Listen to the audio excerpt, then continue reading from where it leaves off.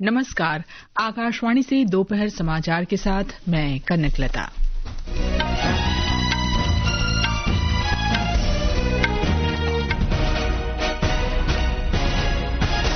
वित्त मंत्री निर्मला सीतारामन ने संसद में आर्थिक सर्वेक्षण 2025-26 पेश किया। चालू वित्त वर्ष में मजबूत घरेलू मांग के कारण देश की वास्तविक सकल घरेलू उत्पाद वृद्धि दर 7.4% रहने का अनुमान। प्रधानमंत्री नरेंद्र मोदी ने महत्वाकांक्षी भारत, आकांक्षी युवा और आत्मनिर्भर भारत के लिए भारत यूरोपीय संघ मुक्त व्यापार समझौते के महत्व पर प्रकाश डाला। श्री मोदी ने निर्माताओं से नए खुले बाजारों में सर्वोत्तम गुणवत्ता वाले उत्पादों को ले जाने के अवसर का लाभ उठाने को कहा। सर्वोच्च न्यायालय ने विश्वविद्यालय अनुदान आयोग के नए समानता संबंधी नियमों पर रोक लगाई। महाराष्ट्र के उप मुख्यमंत्री अजित पवार का अंतिम संस्कार बारामती में पूरे राजकीय सम्मान के साथ किया गया। विभिन्न दलों के नेताओं ने उन्हें अंतिम श्रद्धांजलि दी। 77वें गणतंत्र दिवस समारोह का समापन समारोह बीटिंग द रिट्रीट का आज शाम नई दिल्ली के विजय चौक पर आयोजन और वडोदरा में महिला प्रीमियर लीग क्रिकेट में आज शाम रॉयल चैलेंजर्स बेंगलुरु का मुकाबला यूपी वॉरियर्स से।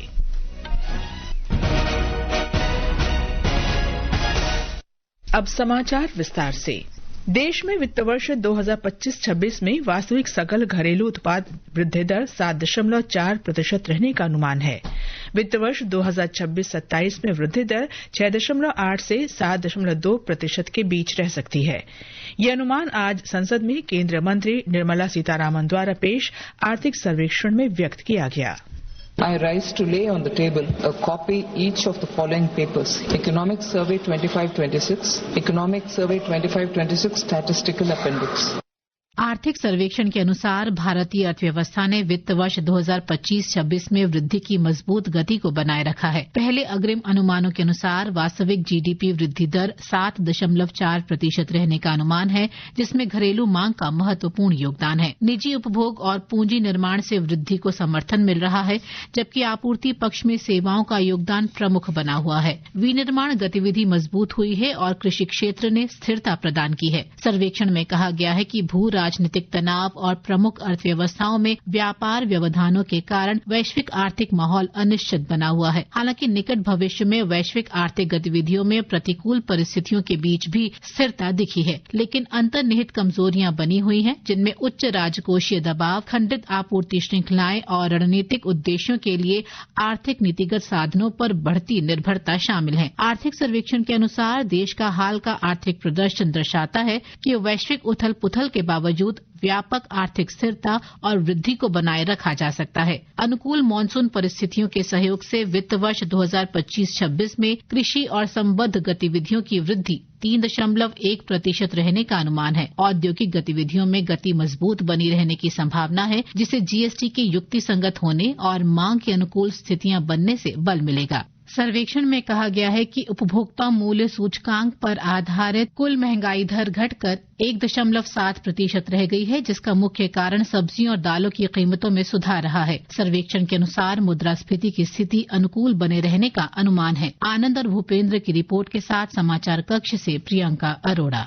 वित्त मंत्री द्वारा आर्थिक सर्वेक्षण पेश किए जाने के बाद सदन की कार्यवाही दिन भर के लिए स्थगित कर दी गई।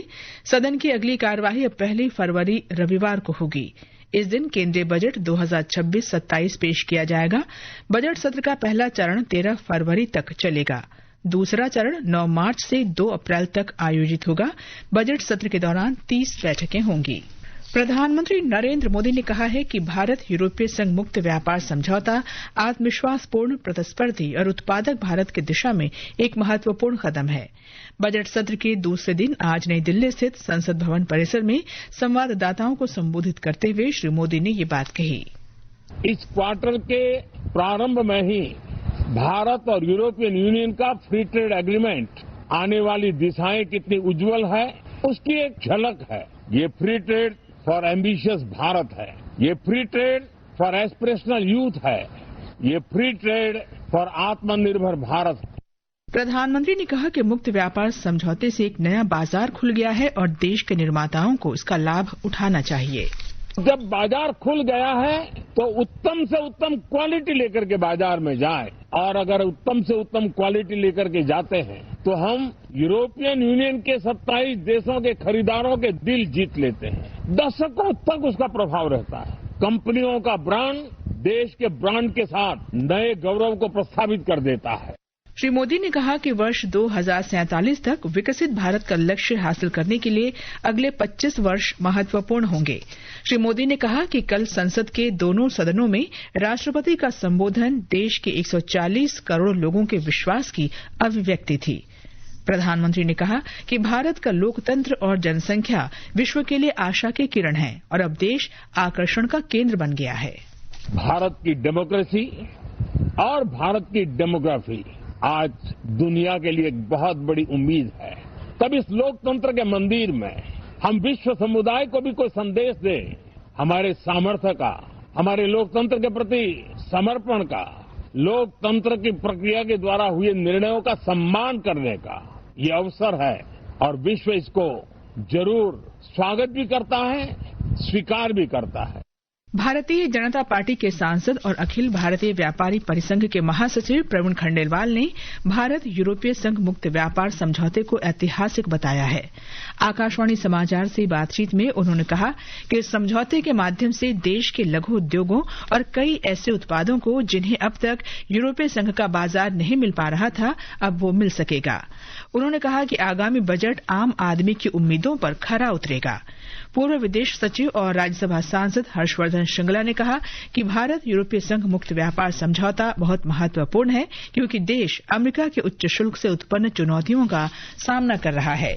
उन्होंने कहा कि ये समझौता भारत के निर्यातकों, उद्योग और लघु तथा मध्यम उद्योगों को वैकल्पिक बाजार और पहुंच प्रदान करता है। आज पेश किए गए आर्थिक सर्वेक्षण में अनुमानित जीडीपी वृद्धि पर उन्होंने कहा कि जिस तरह से भारत की जीडीपी बढ़ रही है वो जल्द ही विश्व की तीसरी सबसे बड़ी अर्थव्यवस्था बन जाएगा। केरल के वित्त मंत्री के.एन. बालागोपाल ने घोषणा की है कि राज्य सरकार के कर्मचारियों के लिए मौजूदा एनपीएस के स्थान पर सुनिश्चित पेंशन योजना लागू की जाएगी। हालांकि जो कर्मचारी एनपीएस के तहत बने रहना चाहते हैं उन्हें विकल्प दिया जाएगा। ये घोषणा अगले वित्त वर्ष का राज्य बजट पेश करते हुए की गई। ये समाचार हमारी वेबसाइट www.newsonair.gov.in और हमारे न्यूज ऑन एआईआर ऐप पर भी उपलब्ध हैं। दोपहर समाचार में आपका फिर स्वागत है।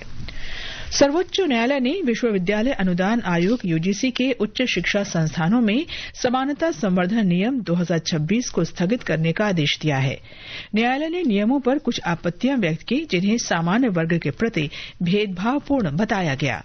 न्यायालय ने सुझाव दिया कि प्रतिष्ठित न्यायविदों की एक समिति द्वारा नियमों की समीक्षा की जानी चाहिए। भारत के मुख्य न्यायाधीश न्यायमूर्ति सूर्यकांत और न्यायमूर्ति जयमाल्य बागची की पीठ 2026 के विनियमों की संवैधानिकता को चुनौती देने वाली 3 रिट याचिकाओं पर सुनवाई कर रही थी। न्यायालय ने आदेश दिया कि इस बीच 2012 के यूजीसी नियम लागू रहेंगे।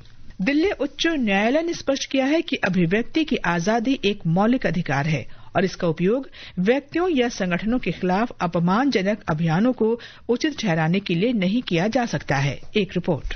न्यायालय ने कहा कि संविधान स्वयं अनुच्छेद 19(2) के अंतर्गत उचित प्रतिबंध लगाता है और अभिव्यक्ति की आजादी का अधिकार मानहानि, दुर्भावनापूर्ण या दूसरों की प्रतिष्ठा और गरिमा को ठेस पहुंचाने के लिए नहीं किया जा सकता। न्यायालय ऐसे मुकदमे की सुनवाई कर रहा था जिसमें आरोप लगाया गया था कि एक पूर्व कर्मचारी ने यूट्यूब वीडियो और सोशल मीडिया पोस्ट के माध्यम से कंपनी, उसके संस्थापक और कर्मचारियों को गलत बताकर एक निरंतर ऑनलाइन अभियान चलाया। न्यायालय ने माना कि वीडियो में इस्तेमाल की गई सामग्री का उद्देश्य कंपनी द्वारा वर्षों से अर्जित प्रतिष्ठा और सद्भावना को धूमिल करना था। समाचार कक्ष से मैं सरफिरोजी। महाराष्ट्र के उप मुख्यमंत्री और राष्ट्रवादी कांग्रेस पार्टी एनसीपी के प्रमुख अजित पवार का अंतिम संस्कार आज पुणे जिले के बारामती में पूरे राजकीय सम्मान के साथ किया गया। हमारे संवाददाता ने बताया है कि केंद्रीय गृह मंत्री अमित शाह, परिवहन और राजमार्ग मंत्री नितिन गडकरी, मुख्यमंत्री देवेंद्र फडणवीस अंतिम संस्कार में शामिल हुए। पूरे महाराष्ट्र में दादा के नाम से जाने जाने वाले अजित पवार को अंतिम श्रद्धांजलि देने के लिए हजारों लोग एकत्र हुए थे। कल एक विमान दुर्घटना में अजित पवार के साथ अन्य 4 लोगों की मृत्यु हो गई। अंतिम संस्कार से पहले उनके पार्थिव शरीर को बारामती से काटेवाड़ी गांव स्थित उनके निवास पर लाया गया, जहां महाराष्ट्र नवनिर्माण सेना के प्रमुख राज ठाकरे और उनके परिवार सहित अन्य कई गणमान्य व्यक्तियों ने अजित पवार को श्रद्धांजलि अर्पित की। इसके बाद तिरंगे में लिपटे उनके पार्थिव शरीर को बारामती के विद्या प्रतिष्ठान मैदान ले जाया गया और तिरंगा उनके पुत्र जय पवार को सौंपा गया। विभिन्न राजनीतिक दलों के नेताओं सहित अनेक गणमान्य व्यक्तियों ने अजित पवार के पार्थिव शरीर पर पुष्पचक्र अर्पण कर उन्हें अंतिम श्रद्धांजलि दी। उन्हें 3 राउंड की सलामी दी गई। हजारों लोगों ने नम आंखों से अजित पवार को अंतिम विदाई दी। अंकिता आप्टे, आकाशवाणी समाचार, मुंबई।